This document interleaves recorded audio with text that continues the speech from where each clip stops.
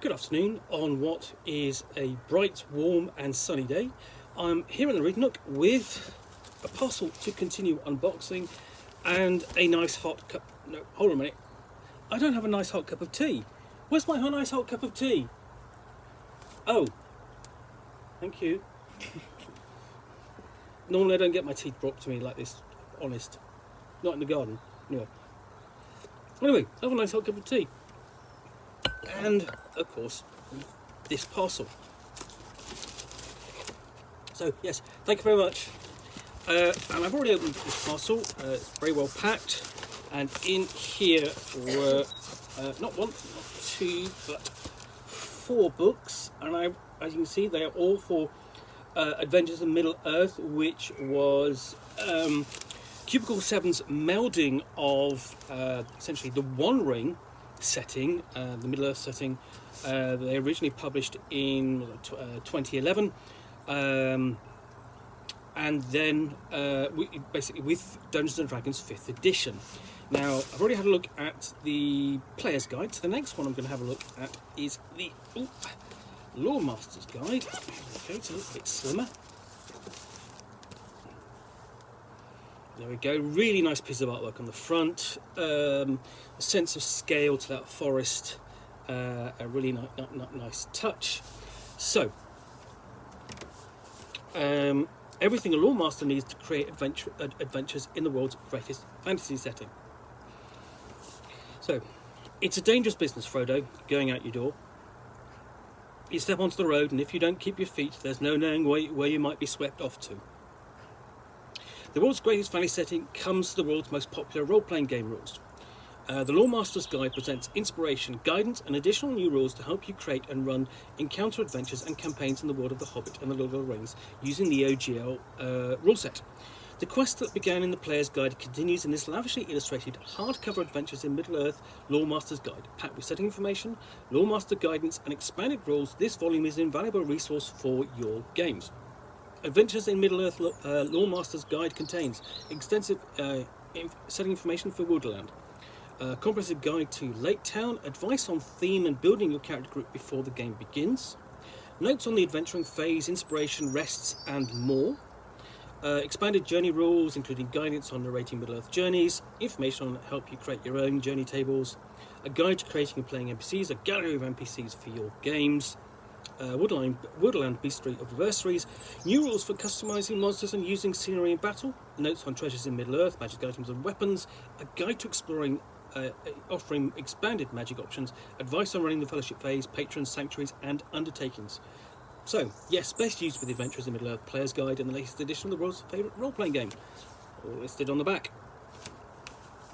So, inside we have a really very nice depiction of Lake Town, which is where essentially everyone fled to after the burning of Dale by Smaug many years ago, and then obviously freed as a result of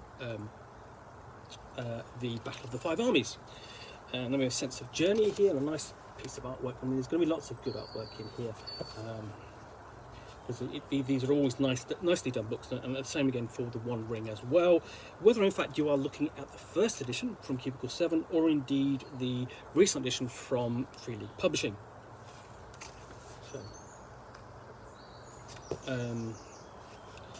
So, and we have the setting in the Tale of Years, and what's important about that is that Adventures in Middle-earth, and again obviously the One Ring, which is based upon, is a game told year by year. So that you really will adventure for 1 year, adventure for once per year probably, have a fellowship phase, and then nothing else will happen. Particularly you go about your ordinary lives until you have an opportunity to go out and adventure the next time when the weather is better. So we have here a guide to Woodland, a Tale of Years, using the sources and how to assemble a company in the light of King Bard's proclamation, which is, and so, free peoples of the north, gather up your courage and bring it to me. I have plans for the north such as you will scarce believe, but I need your strength to turn plan to deed. In return for playing your part in our rebirth, I will pay well in gold and land and satisfaction of knowing you lead your people from the shadows into a brighter future. Well, little do they know that essentially 70 years down the line you have the rise of the shadow, and basically Mordor's last, Sauron's last hurrah. And first off, we really delve into the background of Dale, and the land around the mountain, and Lake Town, and so on, bringing together content previously available in separate books for the One Ring. We have adventure seeds, so for lands of the Bjornings and lands of the Woodmen, which the Loremaster can use straight off. We have Mirkwood adventure seeds, and this, it really focuses upon the primary area for the One Ring First Edition, which is Borderland, the area of Mirkwood and its surrounds, rather than Eriador, which is the focus of the One Ring Second Edition. And then we have a timeline which covers from the year 1050 all the way through to the years 2944 and 2945 up there, which is big for the recent past, and we get into a bit beyond that up until the Battle of the Five Armies, and a bit beyond that. So there's the map of the Borderland, the area to the east of the Misty Mountains. And, let's have some more of that tea.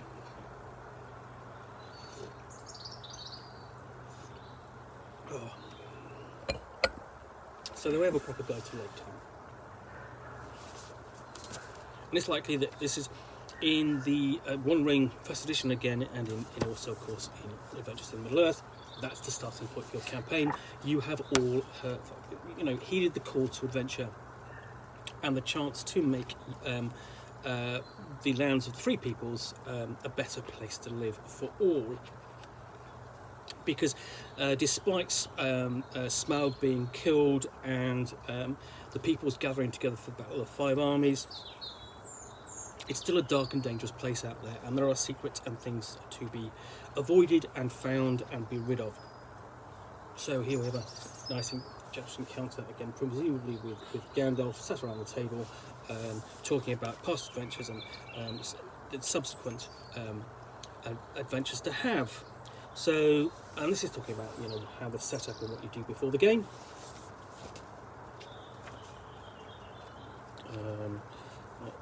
Then we get into the adventuring phase, and here's a guide to going out and doing the dangerous deeds, and what your role is as the Loremaster. So whether that's setting the scene, listening to the players, and what the qualities are of a good Loremaster, director, consistency, referee, and so on.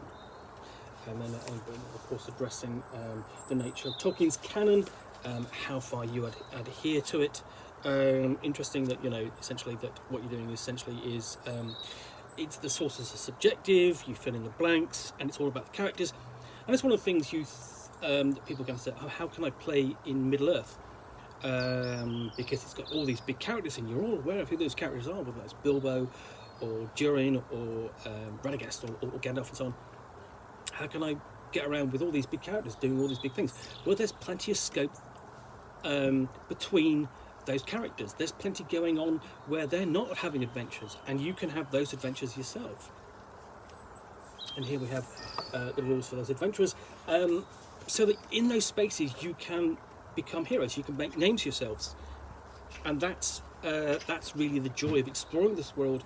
That going places that very likely that none of these characters have necessarily been to before. And yes, their tales will be told down the ages.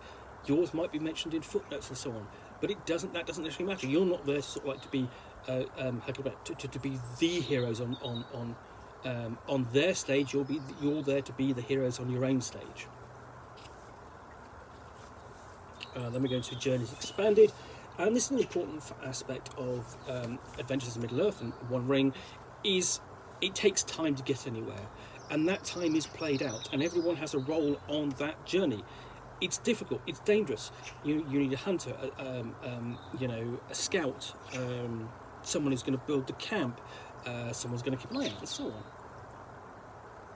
on. And you will have potential encounters along the way, and there'll be encounters at the point of embarkation, and then you have journey events, tables. So lots of ideas there. And if you get into if you run one of the adventures for the game, and there are a reasonable number of them out there, then they'll have a guide to running that as well. And here we have non-player characters and audiences expanded. And whom you might meet, and we've got a guide to playing members of the free folk, so whether that's men, elves, dwarves and other folk, so they might be looking at the Bjornings and the hobbits, and we have them sort of like some of the average characters there, 4 stats for them. So that's chieftain, merchant, farmers, warriors and more, sages, singers, and just general NPCs that you might run into, so outlaws and outlaw chiefs, because even men turn to dark ways along the way, as we know, elves and elves lords, and the same again and again, and then handling audiences. Now audiences are the moments where, again, it's another sort of type of procedure where the player characters will enter a period of negotiation, present themselves almost at court, and make an impression and persuade whomever they're having an audience with to basically to get something to help them, or that they can be of service. So here we have an example of Geller the village elder, his background and how they meet, and then we get into an introduction, all to support the rules, nicely explained and clear. And this is followed all the way through, right down to the summary. So basically you have an example from beginning to end. And then we have adversaries and battle. Of course, with that's a nice depiction of Smaug in his halls and within the Lonely Mountain. And what's interesting about the well, first we get into scenery and combat. So he had a nice discussion of locations where you can set your combats and make them interesting from an environmental point of view. And that includes, so that's not just standard ones, so that you've got the wild, woodland, and then we get into the depths of Mirkwood itself, because that's almost a character in its own right. Ruins. Again, nice discussion of sort of like, here's just what it's like. Here's here's what those environments are like, and then we get on to the wildland bestiary. Starting with orcs, great orcs, and more. We have hobgoblins, and these are accompanied. So we have a hobgoblin adventure seed, and then we've got a marsh hag and marsh hag adventure seed, and there is, and with Mordor orcs. And what's fantastic about these is obviously they're drawn from the Middle Earth and Tolkien stories, and there really isn't a great deal or great wide swathe of monsters that you might encounter in Middle Earth. Because honestly, there doesn't need to be, because you're not necessarily adventuring all the time. You're not going down dungeon after dungeon after dungeon, and you're going, okay, I'm meeting another orc or a hobgoblin or so on. When you encounter them, they generally their numbers are untold, and they are to be feared. And there's an earthiness to them. There's a brutality to them that also basically feels very different to when you might encounter them in your average Dungeons and Dragons game. So we've got the spiders of Mirkwood, trolls,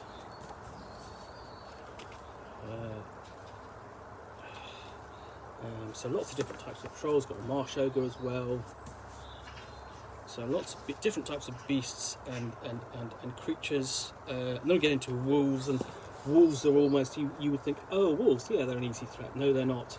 In Middle Earth, there's something altogether more dangerous. That's just a case of meeting wargs, but you might be looking at just simply simple wolves, and even up to, of course, werewolves. Although they are very far and few between, thankfully. And we do get as far as we've got the Hound of Sauron, Vampires, Secret Shadows, and then we get into creature actions and what they can do. So there's actually here's an explanation of all the various abilities. Then wondrous, legendary, and healing items. Now, one of the things that in playing One Ring First Edition, there isn't a lot of magic necessarily in it. It's inherent in the setting, but you won't be running around finding a lot of magic. And when you do, it's really really magical because it's almost singular. But Dungeons and Dragons, essentially, because this is based upon the world's most popular role-playing game, and it's an OGL version of it. But it's a little bit different. You're used to getting more magic. It comes your way more readily. There are piles of loot to be found, and yes, there are also piles of loot to be found in Middle Earth. But again, they are not readily found. So we've got a section on treasure and rewards. And then, discussion what gold is good for, and gold as such as in the game is really sort of like, most of the time, yes, you become rich, but you sort of like do good deeds with it, and you help improve the environment, where you live, and so on. I know when I was playing the One Ring, for example, we never got that far. But I was a rich little hobbit, and I was planning to buy form a sanctuary and invest in an inn on the road past the Misty Mountain, at the bottom of the Misty Mountains, on the other side, to ease travellers. And in that scenario, ultimately the inn would have failed if I hadn't invested in it. But, I knew that when I came to review the scenario, but when I played it, I didn't know that, but I wanted to invest in it and make it a feature that people would come to travel to and respect. And we get into wondrous artifacts, because there are great swords and devices and artifacts to be found. And these aren't always readily apparent in the first really sections of the One Ring First Edition. Really, it took a later rulebook to really expand upon the treasure rules, and finding treasure wasn't necessarily the point. But as with the rest of the Adventures of Middle-earth line, this really kind of collates a lot of the content which came before and redevelops it for use with 5th edition. Let me get on to legendary weapons and armour. And here's the major pieces, major items, and which really are sort of like wondrous and can be found. So lots of those. They're not illustrated, but they are there. We've got magical healing, and then we get on to expanded magic in Middle-earth. And one of the differences between Adventures in Middle-earth and the One Ring, and there are many, is that you have a little bit more magic because player characters or players in Dungeons and Dragons are used to having a little bit access to a bit more magic, and it's a bit more prominent, I think, certainly what the player characters can do. So we actually have a list of Middle-earth appropriate spells there. So purists may balk at that, but it's a different kind of game, it's a different kind of feel of game. It's not going back to sort of like the lengthy spell lists you would have found in MERP, for example, but it does have more magic than the One Ring normally would have. Then we get on to the Fellowship phase, and that's the phase at the end of the year where the player characters have the chance to reflect upon what they did and go back to their sanctuaries and recover, spend their experience points and the like. If they take an undertaking, which they might open a new sanctuary, basically invest in it, or basically be taken on by a patron, that sort of thing. So we've got the rules for the patrons there as well at the end.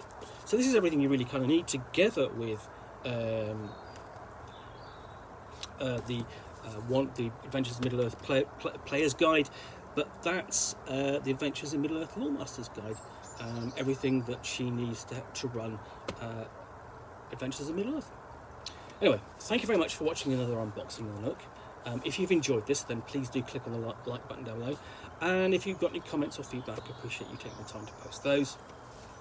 And if you want to be alerted to yet more unboxings in the Nook, where you will see me out here with a parcel and a book or game, which I will unbox and chat about to the best extent of my knowledge for roughly 10 minutes or so, all of course accompanied by a nice hot cup of tea. Thank you very much. Then please do hit that subscribe button. Thanks again for watching, and I'll be back again soon with another unboxing in the Nook. Bye for now.